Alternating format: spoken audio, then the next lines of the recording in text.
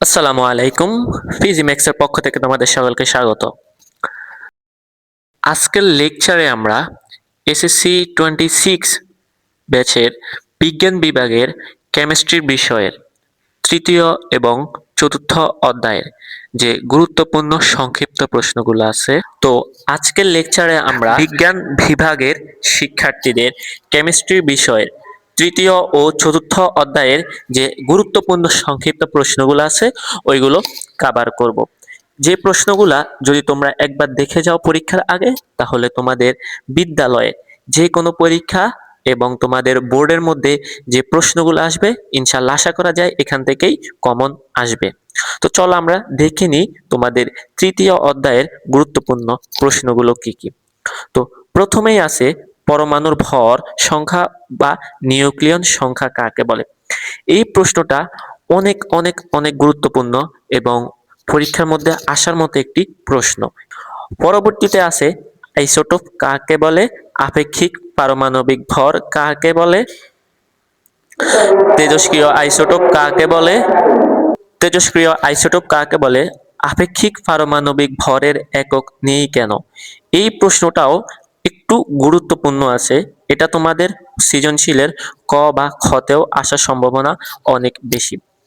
পরবর্তীতে আছে অরবিট কি বা অরবিটাল কি। দুইটাই আলাদা প্রশ্ন, তো তোমরা দুইটাই পড়ে নিবে।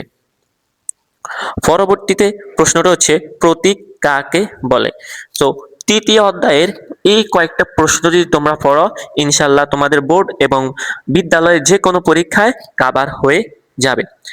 চলো এখন আমরা চতুর্থ অধ্যায়ের সংক্ষিপ্ত প্রশ্নগুলো দেখে নিই। চতুর্থ অধ্যায় তোমরা জানো পর্যায় সারণী আমাদের অধ্যায়টার নাম, এবং এইটা আমাদের যে কোনো পরীক্ষার জন্যই খুবই গুরুত্বপূর্ণ। প্রথমেই আছে পর্যায় সারণী কি। এটা খুবই একটা ইম্পর্টেন্ট প্রশ্ন। খুবই ইম্পর্টেন্ট প্রশ্ন কেন বললাম, কেন এই প্রশ্নটা বিগত বছরে অনেকবারই বোর্ডের মধ্যে আসছে। পরবর্তীতে আছে মেন্ডেলিপের পর্যায় সূত্রটি এবং ত্রয়ী সূত্র এবং নিউল্যান্ডের অষ্টক সূত্রটি লেখো। এই তিনটা সূত্র মোস্ট ইম্পর্টেন্ট তোমাদের প্রত্যেকটি পরীক্ষার জন্য। তোমাদের টেস্ট পরীক্ষা বলো, তোমাদের বোর্ড পরীক্ষা বলো বা তোমাদের প্রি টেস্ট পরীক্ষা বলো, যে পরীক্ষাটার কথাই বলো না কেন, এই তিনটা প্রশ্ন তোমাদের জন্য অনেক অনেক গুরুত্বপূর্ণ। পরবর্তীতে আছে তড়িৎ ঋণাত্মকতা কাকে বলে। তড়িৎ ঋণাত্মকতা কাকে বলে এই প্রশ্নটাও খুবই গুরুত্বপূর্ণ। পরবর্তীতে আছে মুদ্রা ধাতু কাকে বলে এবং হিলিয়ামকে 18 নং গ্রুপে রাখা হয় কেন, ব্যাখ্যা করো।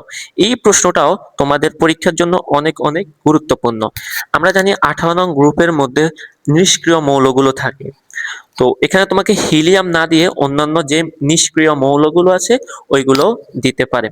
তো পরবর্তীতে চতুর্থ অধ্যায়ের আর মাত্র 3টি প্রশ্ন আছে, সেগুলো হচ্ছে যে ইলেকট্রন বিন্যাসী পর্যায় সারণীর মূল ভিত্তি ব্যাখ্যা করো। এটা অনেক অনেক অনেক বেশি ইম্পর্টেন্ট এবং বিগত বছরগুলোতে যে বোর্ড পরীক্ষা হয়েছে প্রায় অনেকগুলো বোর্ডের মধ্যেই এই প্রশ্নটা আসছে, এবং এটি 99% তোমরা শিওর থাকো যে তোমাদের যে কোনো পরীক্ষার মধ্যেই এবং যে কোনো বোর্ডের প্রশ্নে এটা আসতে পারে। পরবর্তীতে আছে অবস্থান্তর অবস্থান্তর মৌল কাকে বলে এবং ক্ষার ধাতু কাকে বলে। তো এই প্রশ্নগুলাই তোমাদের তৃতীয় এবং চতুর্থ অধ্যায়ের জন্য অনেক অনেক গুরুত্বপূর্ণ। আশা করা যায় এই প্রশ্নগুলো যদি তোমরা পড়ে রাখো তাহলে তোমাদের পরীক্ষা যে কোনো পরীক্ষার মধ্যেই কমন চলে আসবে। তো পরবর্তী লেকচারে আমরা তোমাদের পঞ্চম এবং ষষ্ঠ অধ্যায়ে যে গুরুত্বপূর্ণ প্রশ্নগুলো আছে আমরা ওইগুলো কভার করে দেওয়ার চেষ্টা করব। ভিডিওটা এই পর্যন্তই। তো তোমাদের সকলকে ধন্যবাদ, সকলকে আজকের ভিডিওটা এই পর্যন্তই। তো আমাদের চ্যানেলটিকে সাবস্ক্রাইব করে রাখবে এবং তোমাদের যে কোনো প্রশ্ন থাকলে পড়ালেখা রিলেটেড আমাদের ফিজিম্যাক্সের ভিডিওগুলো নিচে কমেন্ট করতে পারো, অথবা ফিজিম্যাক্স আমাদের ইউটিউব চ্যানেলটাকে সাবস্ক্রাইব করে দিতে পারো।